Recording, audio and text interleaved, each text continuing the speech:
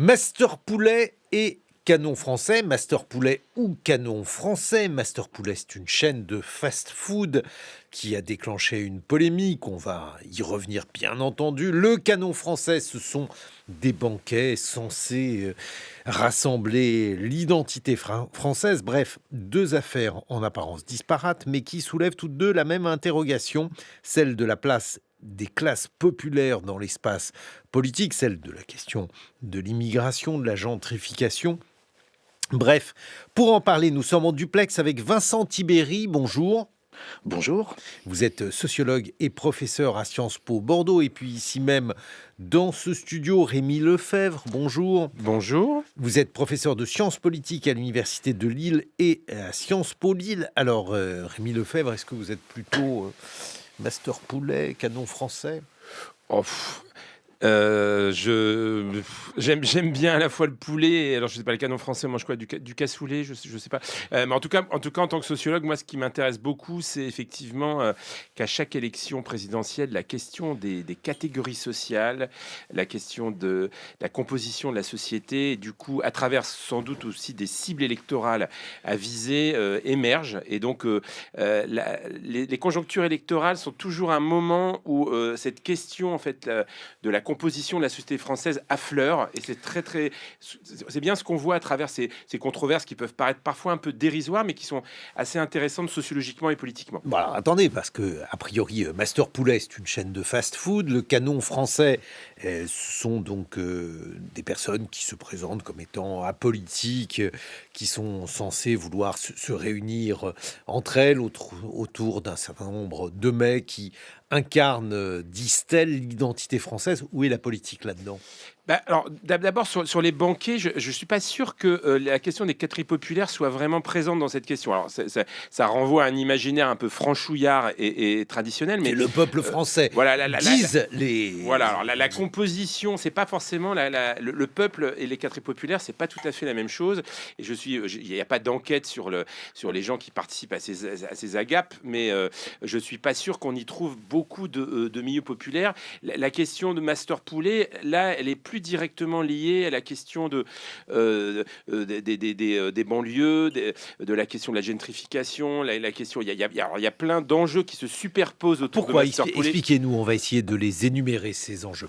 Écoutez, Master Poulet. Alors, Master Poulet, c'est quoi au départ ? C'est un conflit un petit peu entre un maire d'une ville populaire limitrophe de Paris, Saint-Ouen, et une chaîne de fast-food qui cherche à étendre, qui cherche à se développer. Et on a un maire qui invoque des questions de conflit d'usage, des questions d'occupation de l'espace public pour en fait rejeter au nom de la lutte contre la malbouffe un établissement qui, et c'est assez clair, va à rebours de la stratégie de gentrification qu'il mène sur la ville. Donc au fond, au nom du rejet en fait de la malbouffe, ce que rejette l'actuel maire de Saint-Ouen, c'est un établissement qui vient un petit peu perturber sa stratégie de mixité sociale et du coup à Saint-Ouen d'embourgeoisement de l'espace politique. Et donc derrière, évidemment, la question qui se pose, c'est la représentation que ce maire se fait de ce type d'établissement, de sa clientèle, etc., etc. Et puis derrière s'ajoutent des questions d'alimentation, etc., etc. Voilà. Et puis des positionnements de la France insoumise. Est-ce que par exemple, il faut laisser la malbouffe envahir les quartiers populaires ? Ça fait partie des questions qu'on a entendues. Oui, mais effectivement, cette question, elle se pose. Mais après, concrètement, pourquoi cet établissement-là en particulier ? Pourquoi cet établissement en particulier ? Et est-ce que le maire de Saint-Ouen, aujourd'hui, propose des alternatives, en fait, à la malbouffe ? Est-ce que c'est son rôle en tant que maire de refuser ce type d'établissement ? Bon, voilà, ça pose toute une série de questions. Mais voilà, les mobiles de ce maire sont quand même assez clairs. C'est le rejet d'un établissement qui donne pas forcément une très bonne image de sa ville. Vincent Tibéri, même chose. Comment analysez-vous ces deux objets ? Alors, pour moi, ça raconte quand même beaucoup aussi des représentations qu'on se fait des catégories populaires. C'est-à-dire que derrière, il y a aussi une tendance à vouloir essayer d'imposer un récit, d'essayer d'imposer son peuple. Et effectivement, bien sûr que le canon français, par exemple, va pas, théoriquement, ne fait pas de politique. Enfin, en même temps, quand vous commencez à regarder effectivement ce qu'ils sont, ce qu'ils promeuvent, ce qu'ils mettent en avant, c'est effectivement le récit d'une mise en place d'un retour à un peuple, une manière de se rassembler, une manière de commémorer. Et pourtant, c'est là où je suis tout à fait d'accord avec Rémi, hein, quand on regarde juste le prix des agapes, comme il dit, c'est qu'on est quand même à 80 euros, ce n'est pas rien. Quant à Master Prolé, je ne suis pas un spécialiste de ces questions, mais néanmoins, derrière, on voit bien que c'est aussi un type de restaurant dont on peut se souvenir ce que ça donnait, notamment quand c'était les kebabs des fois à Béziers. Et donc, on est effectivement dans une situation où là, il y a une manière de regarder les consommations, de regarder les peuples, d'essayer d'imposer un récit, d'essayer d'imposer une manière de voir la société. Et en fait, ce qui est assez terrible dans le cas des catégories populaires, c'est que des gens parlent d'elles, mais peu de médias leur donnent la place ou en tout cas la possibilité de s'exprimer directement. C'est-à-dire justement parce que il y a effectivement deux objets. Alors le premier objet, Master Poulet, il est transformé en objet politique. A priori, c'est un restaurant à l'origine. Le deuxième, effectivement, on peut vous suivre, Vincent Tibéri. On a la sensation qu'on a affaire à un objet qui est d'emblée construit comme un objet politique. Oui, et si vous voulez, en fait, on est aujourd'hui dans une situation où on part d'une société où il était à peu près clair, on savait à peu près quelles étaient les hiérarchies sociales, quelles étaient les inégalités sociales, on pouvait à peu près se situer. Hein, c'est François Dubé qui parle de cette perte du récit, de cette perte des repères autour des inégalités, et on est aujourd'hui effectivement dans une situation où un nombre conséquent d'acteurs, et notamment d'acteurs à la fois politiques et médiatiques, essayent d'imposer leur récit du peuple. Voilà, et typiquement, un des enjeux aujourd'hui, c'est de se poser la question de où il est le peuple, hein, vers quel type de parti se tourne-t-il? Se tourne-t-il encore vers les urnes? Quels sont ses positionnements? Comment on peut le caractériser? Et à travers ces axes-là, on voit bien qu'on essaye de rendre compte d'un récit. Et c'est assez troublant de se dire que aujourd'hui, on n'est pas capable politiquement d'avoir un récit sur les catégories populaires, sur leur diversité, sur leurs conditions d'existence, ou alors uniquement par certains aspects, et notamment ici par l'aspect de la culture culinaire. Mais ce n'est qu'un des enjeux. Aujourd'hui, effectivement, quand vous entendez que des gens se considèrent comme en inégalité ou en discrimination parce que effectivement on leur barre la route à certains endroits, où on fait passer devant eux un certain nombre de prestataires ou un certain nombre de citoyens, mais effectivement, il y a aujourd'hui une perte de compréhension de ce que sont les catégories populaires et leurs conditions réelles d'existence. Bon, mais Beaucoup de gens parlent à leur place, en leur nom, et encore une fois, on ne leur laisse pas la place. Mais vous l'avez dit, Rémi Lefebvre, le peuple, ça n'est pas forcément les catégories populaires. Le peuple, c'est une notion abstraite et finalement, celle-ci n'a pas nécessairement besoin de devenir concrète.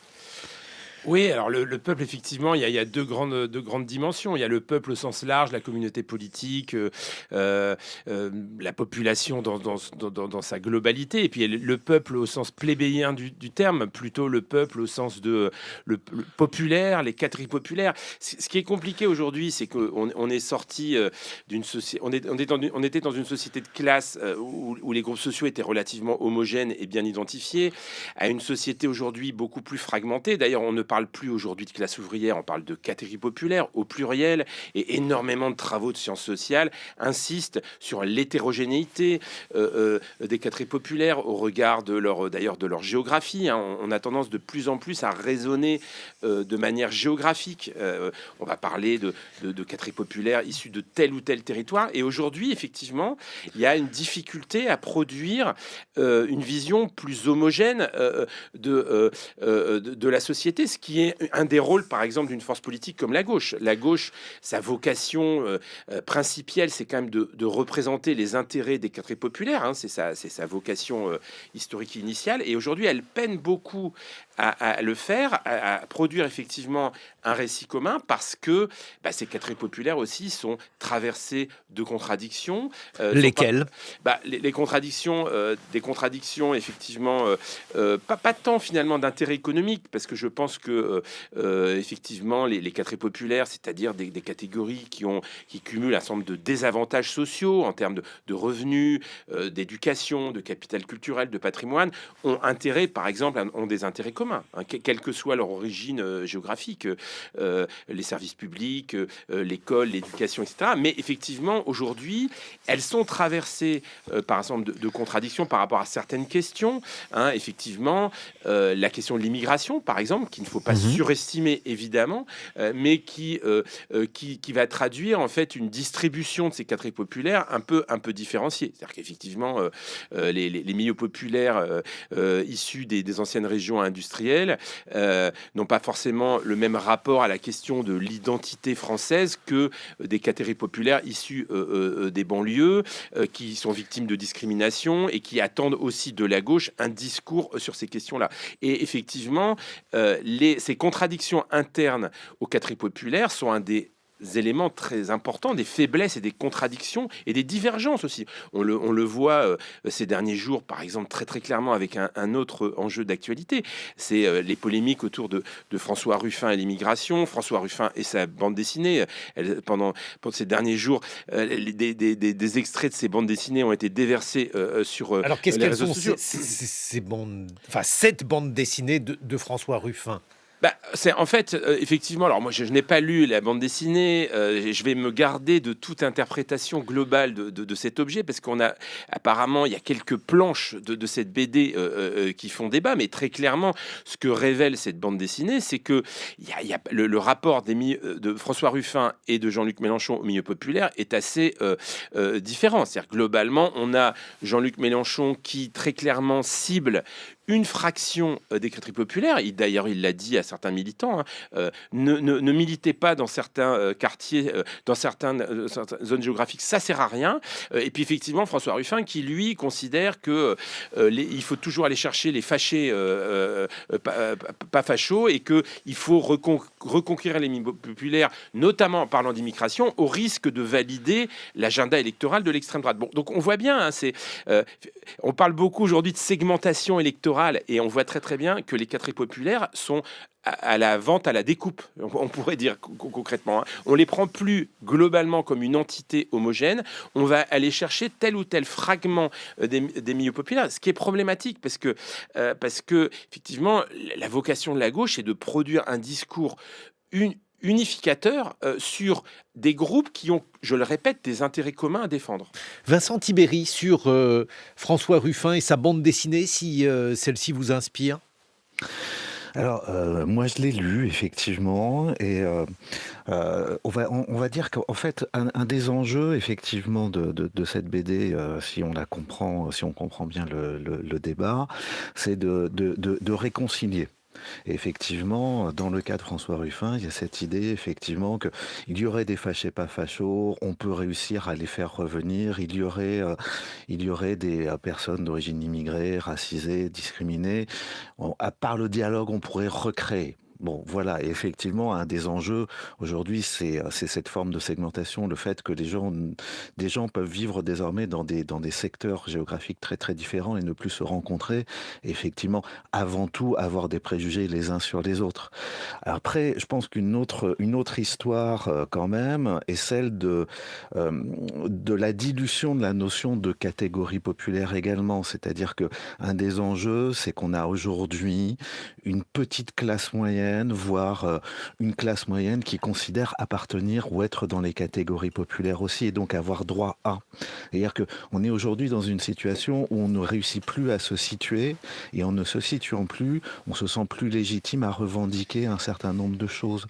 Et donc c'est typiquement ce qui se passe avec cette partie supérieure des catégories populaires qui pense être maltraitée, qui pense être attaquée. C'est celle qu'on va retrouver dans la conscience triangulaire de Schwartz. Mais à la fois n'aimant pas les bourgeois, mais considérant qu'à côté, il y a des cassos, il y a des profiteurs, il y a des chômeurs qui bénéficient de tout, alors qu'eux, ils n'auraient rien, ils paieraient tout. Et donc, vous avez cette espèce de micmac qui aboutit effectivement à ce que des gens qui appartiennent en fait, de fait, à une classe moyenne, se sentent délaissés et en fait, très souvent, partent ailleurs et ne sont pas capables de repartir vers le nous. Et je pense qu'un des enjeux aujourd'hui très forts, et Rémi Lefebvre parlait de l'enjeu de la gauche, mais quand la gauche parlait des catégories populaires, parlait du peuple, en fait, il y avait aussi un récit du nous. Il y avait une conscience de classe du côté des ouvriers, des employés et même des professions intermédiaires. Il y avait des syndicats, il y avait un récit, il y avait une construction politique. Or, aujourd'hui, on est dans une situation où même des gens qui se retrouvent exploités, hein, je pense aux travailleurs de plateforme, je pense aux femmes de ménage, en fait, ont plus un imaginaire d'entrepreneur qu'un imaginaire, effectivement, de membre d'un groupe qui peut se lever et obtenir des choses. Mais alors, Vincent Tibéri, sur la bande dessinée de François Ruffin, il y a aussi une évocation de l'attitude à tenir vis-à-vis de l'immigration et une sorte de mise en scène autour de ce thème. Oui, oui, de fait, la bande dessinée met en évidence effectivement l'immigration, en y accordant, non, une vraie place comme partie intégrante des Français et de la population française. Donc de ce point de vue-là, il y a au moins clairement une place là où d'autres voudraient les expulser, là où d'autres voudraient les remigrer, comme ils disent. Et donc de ce point de vue-là, c'est intéressant. Après, effectivement, un des enjeux très forts, c'est de rendre la parole à ces personnes. Et c'est là où la BD pêche. Hein, la BD a du mal à redonner du jeu, en fait. Voilà, Et on donc, l'a accusé effectivement, de paternalisme ou de condescendance. et effectivement, il y a, Rémi Lefebvre en parlait également, hein, il y a effectivement une planche un peu particulière qui aboutit à cette impression-là. Et donc là, il y a un vrai problème de mise en dessin, On et qui, à va mon avis, du coup, nuit éventuellement au message, quoi. On va en reparler. Vincent Tibéri, on vous doit notamment la droitisation française, mythe et réalité aux presses universitaires de France. Rémi Lefebvre, professeur de sciences politiques à l'Université de Lille. Les Sciences Po Lille, on se retrouve dans une vingtaine de minutes, 8 heures sur France Culture. Nos invités, Rémi Lefebvre, professeur de sciences politiques à l'Université de Lille et de Sciences Po Lille, et Vincent Tibéri, sociologue, professeur à Sciences Po Bordeaux. On vous doit notamment la droitisation française, mythe et réalité, comment citoyens et électeurs divergent aux presses universitaires de France. Un commentaire à ce que vient de dire mon camarade Jean Lémarie, cette polémique, cet accrochage entre Mbappé, le footballeur, et Bardella. Je commence. Rémi Lefebvre, si vous voulez. Ce qui est très intéressant, c'est que le peuple, c'est une catégorie très plastique. Et en fait, en gros, la politique, c'est le droit à parler au nom du peuple, le droit à parler au nom de certains fragments du peuple.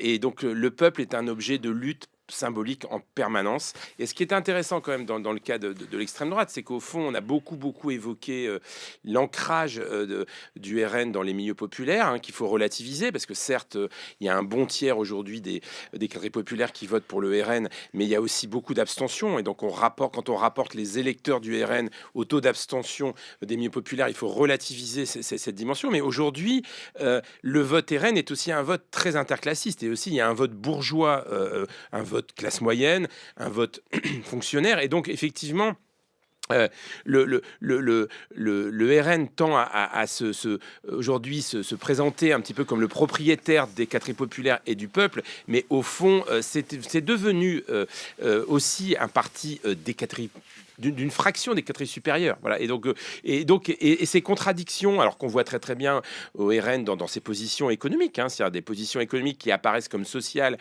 à bien des écarts, mais qui très clairement sont très favorables aux privilégiés aussi, en termes de fiscalité, etc. Le tout apparemment n'est pas complètement cohérent. Je parle sous le contrôle de Jean Lémarie, je ne suis pas sûr qu'il y ait un consensus absolu au RN sur le programme économique. Oui, bien sûr. Alors effectivement, il y a la ligne Marine Le Pen, la ligne Bardella. Je suis pas sûr que d'ailleurs ça soit vraiment un conflit. C'est plutôt une forme de polyphonie qui permet en fait de ratisser large. Mais en tout cas, juste ce que ça illustre, c'est qu'aujourd'hui, le gros avantage d'être dans l'opposition comme l'est depuis très longtemps le Rassemblement national, c'est qu'au fond, les contradictions socio-économiques qui traversent à la fois le programme et les soutiens électoraux du RN n'éclatent pas au grand jour. C'est-à-dire que c'est un parti qui peut finalement tenir des groupes sociaux aux intérêts très hétérogènes sans voir en fait les contradictions entre ces intérêts parce que effectivement l'exercice du pouvoir ne les a pas révélés. Et d'où la capacité du RN à embrasser large, effectivement être à la fois envoyer des signaux aux retraités aisés du Sud et aussi de fidéliser un électorat populaire dans le nord de la France ou dans l'est de la France. Voilà. Donc, en tout cas, ces flottements autour de la dimension de peuple, c'est ça aussi qu'il nous raconte. Vincent Tibéri, même chose sur cette controverse entre Mbappé et Bardella. Mais je trouve que en fait c'est très intéressant de voir comment Jordan Bardella est en train d'avoir un vrai problème d'image en fait.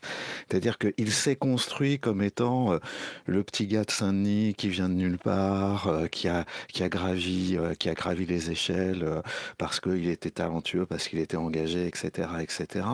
Et qui en plus serait en connexion effectivement à son premier bouquin, c'était Ce que veulent les Français, enfin son deuxième.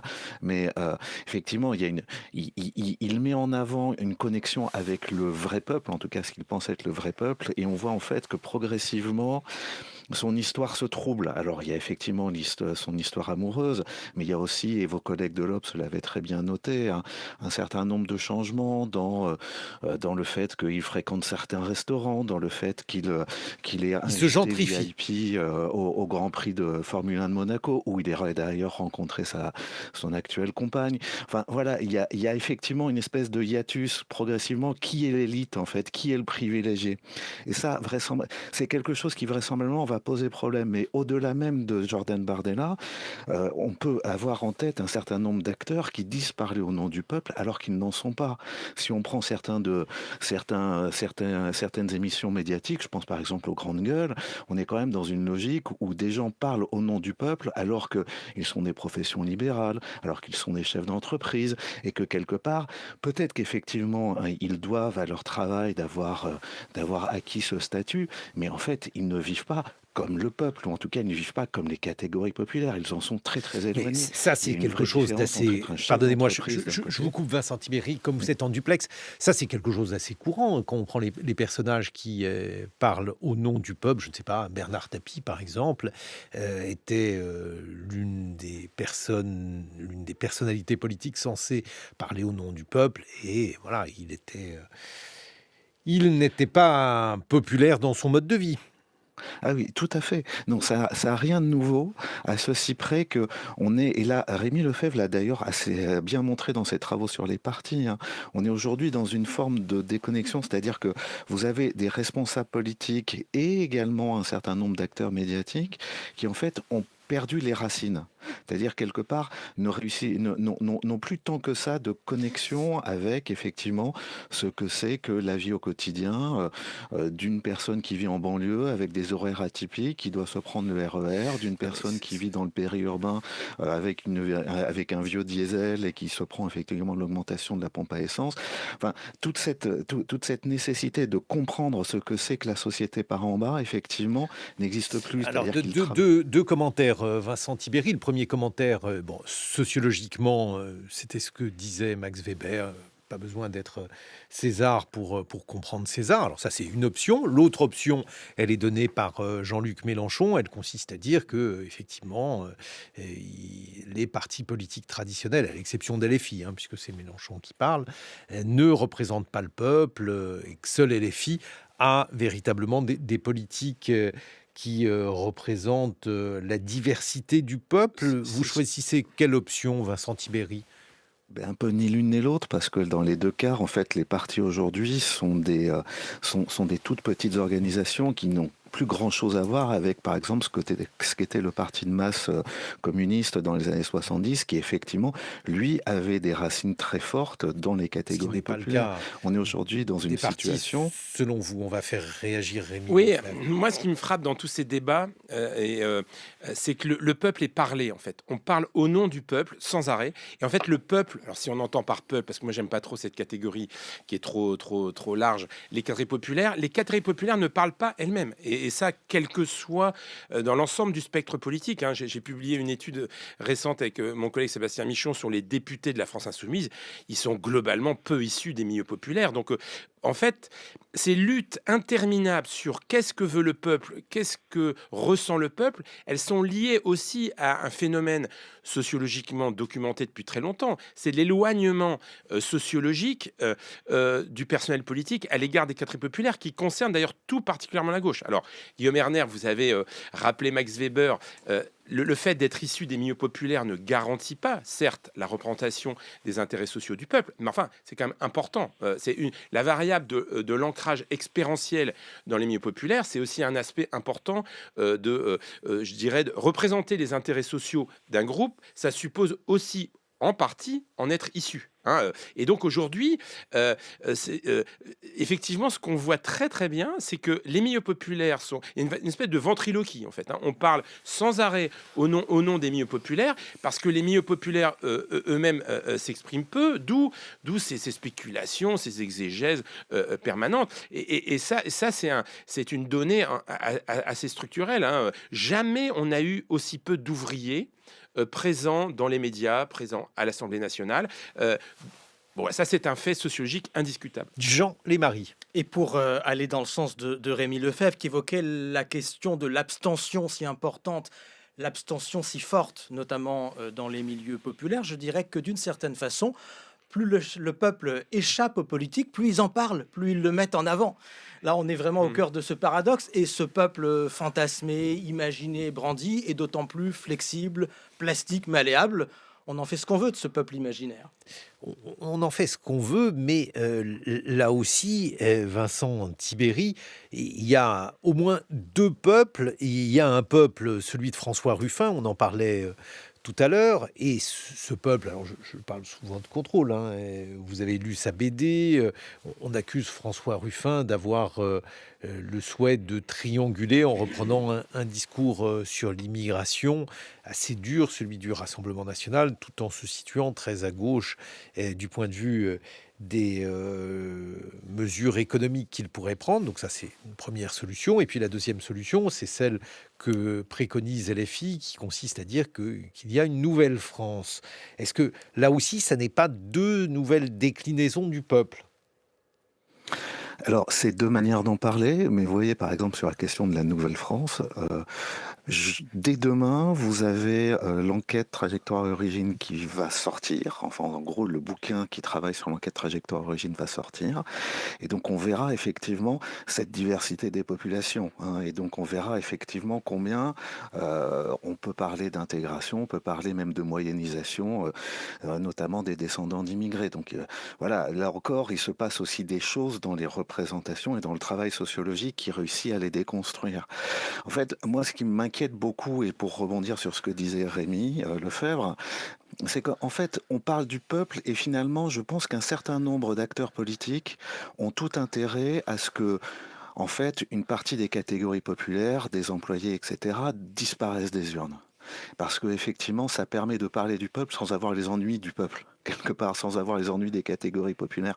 Je crains effectivement que beaucoup d'acteurs politiques aujourd'hui se contentent, mais vraiment bien, de ce que j'appelle la grande démission, c'est-à-dire ces citoyens qui s'éloignent des urnes, pas forcément de la citoyenneté, mais qui s'éloignent des urnes parce qu'effectivement, ils n'ont plus confiance, ou en tout cas, ils ne pensent plus que la politique va faire quelque chose pour eux, ou va parler d'eux, ou va leur permettre de mieux comprendre, de mieux vivre. Et ça, c'est un enjeu démocratique majeur, parce que si on ne fait rien, effectivement, le peuple qui restera dans les urnes, ça sera en fait plutôt un peuple de baby-boomers, plutôt riche, plutôt propriétaire et très très très éloigné effectivement du mode de vie et des difficultés des catégories populaires. Rémi Lefebvre. Oui, alors je pense que cette invisibilisation des milieux populaires, la gauche je parle de la gauche ici, ne peut pas être dans cette stratégie. C'est-à-dire qu'effectivement, certains groupes sociaux, alors peut-être pour être un peu polémique, Raphaël Glucksmann, puisqu'on n'en a pas encore parlé dans ce débat, il a lui aussi amené la question des quartiers populaires. Hein. Dans cette fameuse note qu'il a désavouée, où au fond il estime que les milieux populaires ne doivent pas être une cible. Donc c'est peut-être à cela que Vincent voulait faire référence tout à l'heure. Mais globalement, la gauche, qui je l'ai dit tout à l'heure, a vocation à défendre les milieux populaires au nom de la lutte contre les inégalités, ne peut pas faire l'impasse sur les milieux populaires, parce que globalement aujourd'hui les milieux populaires, c'est ouvriers employés, c'est à peu près 48% de la population active. Alors même si c'est une minorité électorale, ça reste quasiment une majorité sociale, et donc la gauche ne peut pas enjamber l'obstacle des milieux populaires. Et c'est bien ça ce qu'on voit depuis des mois et ce qu'on va voir dans les mois qui viennent, c'est que comment la gauche peut politiser les milieux populaires, peut enrôler les milieux populaires, parce que si elle n'enrôle pas les milieux populaires, sauf à avoir des stratégies de premier tour et pas de second, elle ne peut pas gagner. Or, en fait, effectivement, et c'est là la difficulté, c'est que les milieux populaires aujourd'hui sont hétérogènes, sont parfois tentés, sont traversés par beaucoup de contradictions. Ça a été évoqué tout à l'heure aussi. Hein, Marine Le Pen, la semaine dernière, a évoqué l'assistanat, a remis la question de l'assistanat au cœur du débat politique. Ça, c'est aussi une question très très claire. Il y a non seulement des contradictions géographiques, sociologiques, territoriales dans les milieux populaires, mais il y a effectivement des dégradés dans les milieux populaires qui sont très très compliqués. Aujourd'hui, il y a une survalorisation de la valeur travail dans une partie des catégories populaires intégrées, qui fait que globalement ces classes catégories populaires intégrées voient plutôt en dessous d'eux plutôt qu'au-dessus, et il faut que la gauche, si elle veut gagner électoralement, puisse emmener l'ensemble de ces catégories populaires. Donc si pour rebondir sur ce qui a été dit tout à l'heure, si aussi on a du mal à parler du peuple et on en parle en des termes extrêmement divergents, c'est qu'aussi très clairement la société s'est complexifiée, s'est fragmentée. Les clivages aussi qui traversent la société ne sont plus uniquement des clivages sur les enjeux socio-économiques. Aujourd'hui, il y a des questions autour des questions d'identité, autour des questions d'immigration, autour des questions de genre ou d'identité sexuelle. Et la gauche, avec tous ces clivages, a beaucoup de mal à fabriquer un peuple qui soit à la fois une majorité sociale et un électorat qui lui permette de gagner. Voilà, donc c'est ce substrat sociologique, on voit bien qu'il est, c'est pour ça que c'est intéressant de l'évoquer, il détermine beaucoup les stratégies, les prises de position politiques, les divergences idéologiques à gauche. Jean Lémarie. Non, rapidement, même sur les questions socio-économiques, là aussi les choses bougent au sein de la société, dans ce grand corps social qu'on appelle la France. Je pense notamment à l'appétence pour l'entreprise, pour la création de son entreprise, une certaine appétence libérale même, dirait Luc Rouban, par exemple, un politologue qu'on connaît bien aussi, qu'on reçoit régulièrement sur France Culture et qui a beaucoup travaillé sur ces questions-là. Donc là aussi, la difficulté d'appréhension pour les politiques de droite et de gauche, elle est grande. Oui, bien sûr, effectivement, on parle beaucoup des banlieues qui voteraient les filles, mais il y a aussi dans les populations issues de migration une culture entrepreneuriale qui se développe, et donc certaines fractions peuvent être à gauche sur les questions de discrimination, immigration, identité, et être à gauche à droite sur d'autres questions, la libre entreprise. Après, globalement, il y a quand même une aspiration à la justice sociale et à l'égalité beaucoup plus forte dans la société, et Vincent l'a très bien montré, qu'on le dit souvent. Vincent Tibéri, et l'autre polémique du week-end, elle porte sur Vincent Bolloré, autrement dit la crainte d'une droitisation du monde de la culture. Donc ça a débuté par les livres, ça se poursuit avec le cinéma, réponse forte de Vincent Bolloré par l'intermédiaire du dirigeant de Canal+, qui explique que Canal+ se passera donc des acteurs qui ont signé une pétition contre Vincent Bolloré. Alors ça, c'est à classer où? J'en parle notamment parce que vous avez écrit un livre sur la droitisation française, dont vous doutiez, car vous considériez qu'elle était plus une question qui relevait de la facilité médiatique que de la réalité politique. Oui, et je persiste à dire que ça relève effectivement un peu de la facilité médiatique, parce que effectivement, vous avez parlé de la question de l'entrepreneuriat. Effectivement, Luc Rouban en parle. Effectivement, dès 2005, quand on travaillait sur les Français d'origine immigrée, on constatait effectivement cet attachement fort à ce qu'on appelle la valeur travail, l'entrepreneuriat. On voit même dans les catégories populaires les plus paupérisées, Camille Penny l'a très bien montré, que du coup, on devient auto-entrepreneur de sa propre exclusion pour un certain nombre d'entre elles, parce que c'est souvent des femmes, et en fait, pour elles, sans se rendre compte combien effectivement le système les opprime. Mais si on reprend juste un certain nombre d'enjeux, typiquement quand vous testez aujourd'hui des gens sur du service public, ils demandent plus d'éducation, ils demandent plus de santé. Quand vous parlez de redistribution, eh bien vous avez encore un accord fort. Quand vous parlez effectivement de taxe Zuckman, on est à des niveaux de soutien extrêmement forts. Et donc c'est pas fini, effectivement. Le corps social résiste. Alors en face, effectivement, vous avez une entreprise politique, médiatique, métapolitique, hein, dirait un certain nombre de mes collègues, qui essaye effectivement qui essaye d'imposer un récit d'une extrême droite qui monterait, qui serait inarrêtable, et quelque part, ce qu'on voit sur la culture est du même tonneau. C'est-à-dire qu'effectivement, Fayard met en avant un certain nombre d'ouvrages, CNews met en avant un certain nombre de polémiques, et en même temps, pourtant, et je pense que ça intéresse toujours, rappelons-nous que CNews, aujourd'hui, c'était certes 3,5% de part d'audience l'année dernière, ils sont tombés à 2,9%, ils sont derrière Arte. Donc en fait, derrière, il y a aussi toute une lutte d'influence pour rendre son discours hégémonique. Et là aussi, la gauche devrait réfléchir à ça et devrait être capable de proposer un contre-récit. Rémi Lefebvre, là-dessus. Oui, effectivement, on voit bien ce qui s'est passé à travers Canal+, que l'offensive Bolloré continue. Alors, effectivement, aujourd'hui, il y a une tentative d'hégémonie culturelle. Et si on peut contester la droitisation par en bas, la droitisation par en haut du débat public, des thématiques, de l'agenda, elle progresse indiscutablement. Il y a des forces organisées très, très puissantes qui ne passent pas, d'ailleurs, pas forcément par les partis politiques, mais qui passent par les industries culturelles, les industries médiatiques, qui aujourd'hui façonnent l'agenda, ce à quoi il faut penser, etc., etc. Voilà. Donc du coup, des forces, les forces sociales par le haut, et les forces sociales par le bas, malgré tout, avec une puissance quand même de ceux qui définissent l'agenda. Hein, ils ont un pouvoir prescriptif qui est incontestable. Un mot de conclusion, Vincent Tibéri. Oui, il va falloir retravailler sur le retour aux catégories populaires. Je pense que c'est un des enjeux majeurs que de se réinsérer à la fois en sociologie, en sciences sociales, mais aussi médiatiquement et aussi géographiquement. En fait, il y a un vrai problème de mise en évidence des vrais gens, quoi, tout simplement. Bon, mais ça n'est pas aussi complètement nouveau. C'est parce que les classes sociales seraient plus difficiles à lire aujourd'hui, Vincent Tibéri ? Tout à fait. On a parlé là tout à l'heure d'intersectionnalité.